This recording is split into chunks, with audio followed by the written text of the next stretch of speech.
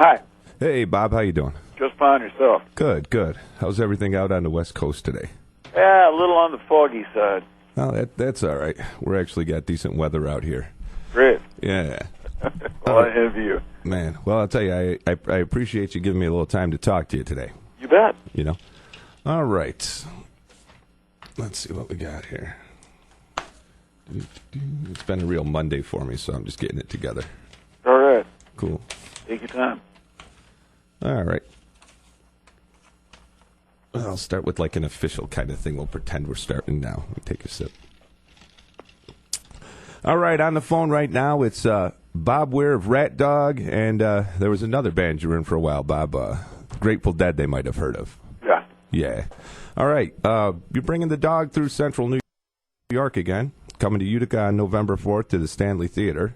Uh-huh. First of all, thanks a lot, man. I appreciate you. You know, a lot of people around here appreciate you coming to the smaller places, especially a place like Utica. What do you think is in store for this tour? Well, we got new material. That's one thing. That's a perfect thing for you to say, because I was going to ask you, any new material, any new stuff, any new studio stuff coming out of the band? Well, we'll get studio stuff sooner than not. We're kind of learning the songs right now, so that's what we're up to. All right. Now, it's talking to your boy, Dennis McNally. He says to ask you about a song called Money for Gasoline. Right. Well, it's topical. Not this one, no. Actually, we named it that before the gas crisis, for that matter. But it's about something entirely different. All right. Well, that's cool. So let me ask you this, Bob. You guys are you're always out on the road. You've always got the dog out, and it's always a good time. What makes you have to get up and get going, man? I mean, a lot of guys would think, geez, after all the stuff you did with the Dead and all the time on the road, you know, maybe a tour every now and again, but you guys are always on the road, kind of like Dylan. What is it that gets you up and says, man, we've been sitting around at home for a month, we got to go back out? That's what we do. That's just what you do? Yeah. That's cool, man. I noticed you're coming through a lot of the smaller towns in central New York, in a lot of smaller theaters. You like the smaller places? Well, you know, we just came through and played all the big places in the spring and summer. So now we're doing the backwaters. That's cool. Oh, that's us. That's kind of the way you do it. Yeah, that's pretty cool. So now I got to ask you a question. That's might be a little odd to you, but it's you're going to come up here November 4th, and it might be a little cool. You're going to have them shorts on? Because the chicks love them shorts. Well, I'll tell you, it's always July under the lights. Yeah. And, I don't see any point in suffering needlessly. You know, what I do is hot work anyway. Yeah. There's no point in, dressing up and sweating through all that stuff. Yeah, you know, I could never understand how guys would go out either and play in suits or heavy costumes. I mean, Right. it's harder than people think. You know, I mean, I've done everything from build houses to play shows myself, and I'm more tired at the end of a gig than Right. I think I am at the end of building stuff all day. There's a fair bit of caloric expenditure that goes on. Yeah, you got a ripping band with you. Yeah. Just in case anybody's not really familiar with the dog, can you tell us who's in the band, who's coming out on the road with you? Okay, on drums we got Jay Lane. I've been playing with him for 12 years now. He's a character. I like that guy. Yeah, he's a lot of fun. Yep. And it reminds me a bit of my dog. But anyway, then we got Jeff Chimenti on keyboards, Cozy Chimenti. Ah. And he's been with us for a long time as well. He was sort of handpicked by Johnny Johnson. On bass we have Robin Sylvester. And he's the new guy, actually. He's been with us for about three or 4 years now. I think 3 years. No, he's an English fella. That guy. He's a friendly dude. I got a chance to meet him. And he played with Rory Gallagher a long time back, didn't he? I wouldn't be surprised. I think I've heard the name come up. Yeah. Wow. All right. We got Mark Karen on guitar. He's been with us a long time. Yeah, he can tear it up. And Kenny Brooks on saxophone. Yeah. The band is just great. You guys really do. You tear it up. You still mix the set list up. I mean, is there a method to the madness? And if so, do you mind me asking what it is? Yeah, it's actually, for the time being, it's still kind of labor intensive. What I do is I bring up we have a data bank of all the set lists that we've done, and so I bring up the last 2 or 3 times we've been in a given in the town that we're in, and those songs are automatically out. Then I bring up the last week or two of gigs that we've just done on that tour, and for the most part, those are automatically out, and then we go from there. Well, that's cool. That's cool. And you guys aren't. The one thing I always liked about the show was you're not afraid to go into the well. Right. And what are the tunes? Are there any tunes that you just go like, man, I haven't done this or I haven't done that in a long time. Let's pull it out and see if we remember it. Yeah, we do that all the time. Yeah, is there a good amount of see if we remember it, and if we do, we do, and if we don't, that's how we wanted to play it this time kind of thing happening? Right. If I run across something we haven't done in a long time, and it's begging to be done, sometimes I get it together to run it in a sound check a few days before we actually pull it out in a gig. It's not a good idea for us to sound check a tune that we're going to play that night because it kind of lets the air out of it. Oh, all right. Yeah, that makes a lot of sense. Out of all the people that you've had sit in with you through the Dead and with the band that you have now, the Rat Dog, did I just call him the Rat Dog? Right. I guess I meant to say the Dog.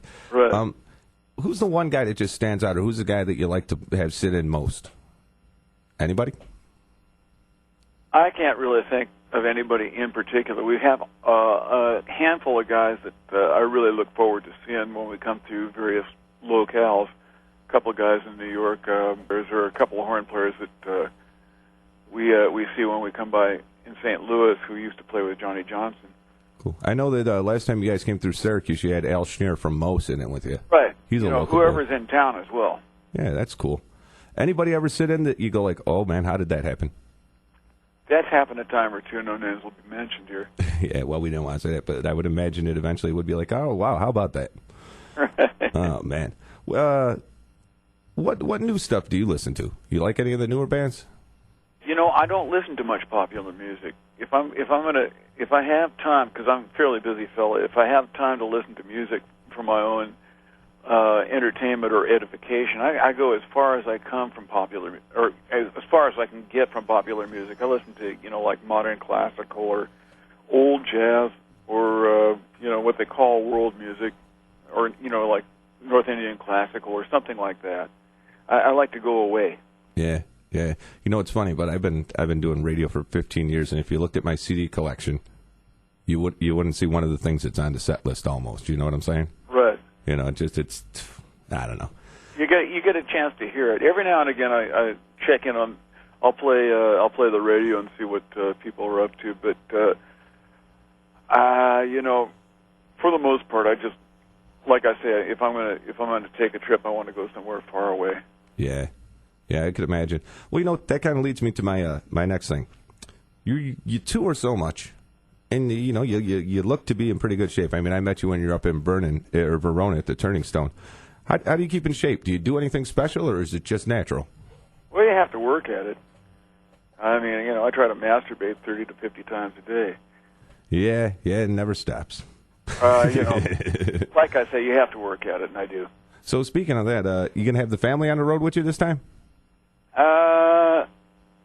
Not this time, no. Yeah, because I remember the couple of shows up there at the casino. You had your wife and your kids with you, and yeah. I'll ask you what I asked you up there. Do the kids realize when they're out on the road that all the other kids at school don't do this during the summer? I haven't. I don't think they've quite gotten that far with it yet.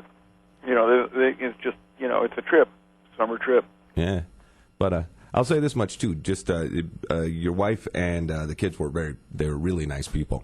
Yeah. I think she had her sister with her too up at the casino. Could well have been. Yeah. She sometimes comes out and helps with the kids and stuff like that. I almost thought about trying for that, but I says, "No, they're going to throw your ass out of here, so just behave." There's no reason to cause a scene. Oh man. Anyway, let's see what else I got here. I'm going to edit this, just in case. Is there any song? I mean, you guys do a lot of covers. You always have. And but is there any one song that you go, damn it, why did that guy write that? I wish I had done that one. There are, once again, too many of those to even begin to list. Yeah. Cool. Well, all right. I try to ask as vague as questions as possible. There are a lot of songs I wish I'd written. Cool. Like I say, we got a stack of new ones that I'm pretty pleased with. Yeah, I'm actually looking forward to the new ones because the Rat Dog record, The Evening Moods, there, that record stands up tune after tune. Those are great songs. We had a good time writing it. Practice makes perfect. And in terms of writing, I just I get pickier and pickier as I get older, and so if I'm still going to be writing, I'm not just writing to write. I'm writing to really to get something to happen. Yeah. What do you? And this is going to sound weird, me saying this to you, but I know the band that I play in. We started out doing Dead stuff and Dylan stuff, and then once we had material, we just kind of fell together, and then we wrote our own music. But there's a head thing, and it happens or it doesn't. Is there like a universal mind to the band that you guys? I mean, you can't make it happen, but it is. What's your thoughts on that? I mean, is there certain days where it's like everybody wasn't thinking the same tonight, and it wasn't quite right, or is that a factor with you guys? I mean, I'm thinking it is. Well, it ebbs and flows a bit, but I'll tell you, our MO is when we show up for sound check, we just start playing, and we have no idea what we're going to do. We just start playing. We find a rhythm, we find a key. Sometimes we start improvising chord changes and stuff like that, and that loosens us up. And we've been at it for long enough as a group that we can kind of be into it where one another is going to take something, and we can be there when he gets there with a little surprise for him. And we get that going. We get that rolling early in the day, and then by the time the evening comes around, it's already primed and ready to go. All right. I guess if I don't ask you this question. Shut the hell up, man. My phone rang. I guess if I don't ask you this question, that the listener will burn the place down. But any future for the Grateful Dead or the Dead? Anything can happen, or I'd be surprised if we don't get around to it. But right now, virtually everybody in the band has their own projects that they're out with, and I think that's good for us. If we get back together as the Dead, everybody will have a big new bag of tricks to bring to the party. Cool. Wow. Well, that's if it happens, man. Thanks a lot in advance because they're always beautiful shows. It's always a good time, and if the Rat Dog thing keeps going, well, I always had a good time with that band too. Yeah. So November 4th at the Stanley Theater in Utica. I don't think you guys have ever been through there. Although back the Grateful Dead did play Utica a long time back. You don't have to remember. It's all right. I probably vaguely do. But you're coming in on the 4th. I know there's tickets still available. You got a lot of dates, actually. You got Albany the night before, playing through Geneva and stuff, so there's a lot of chances for people to catch you. Once again, I want to say thanks a lot. And when you come to Utica, I actually I don't know if you do this, but what are the chances of hearing Easy Wind? Easy Wind. And the only reason why I ask you is because the band we play in, I have been trying to get that son of a bitch to learn that song for 100 years, and if you play it, I can go, look, they're even doing it. I'll bring it up. When we do the Dead stuff, I sing the Pigpen stuff because I'm the harp player, and that just, Right, okay. I have a limited vocal range, and he's luckily right there. Right. But that don't stop me from singing the high parts or all the other shit, so, But, yeah. Anyways, once again, I do want to thank you through. It's November 4th, and we're looking forward to it, man. So right. Hopefully we'll get to see you that night. I got to introduce you a couple of times out in Verona at the casino. So maybe if Dennis is cool enough, I can come out and say hello to the crowd and introduce the band again. It would be kind of neat. That'd be fine. Get it. You want to call Dennis on that, and he'll arrange it. Sure, I'll bother him. He's a great guy, actually. He's a really good guy. When I was out in San Francisco on vacation last time, I gave him a call and said, "Give me some off the beaten path stuff to go check out," and he did. He sent me to some photo exhibits. It was just great. But All right. Well, Bob, listen, any message for the folks in Utica for November 4th as we get together to wrap things up here? Register and vote. Register and vote. That is a real important thing with you. I know that I've heard you give the plug at some of the other shows. And if you want to save our democracy, register and vote. If it doesn't matter to you, then I'm pissing up a rope here. But if it does matter, register and vote. Yeah, I don't know if people realize how important that is. It's you can talk about the Electoral College and all that and what happened in Florida, but man, you got to get out there and make yourself known. Yeah. All right, man. Well, Bob, once again, thanks a lot for talking to me. Thank you for coming into Utica, and we'll see you on November 4th. You bet. All right. All right. And I hope you have a good crowd because I booked my band about 2 blocks away at the bar I work at afterwards, and I want to hop on the Rat Dog coattails and get some of their money for once. All right. All right, man. Thank you very much. You bet. Bye.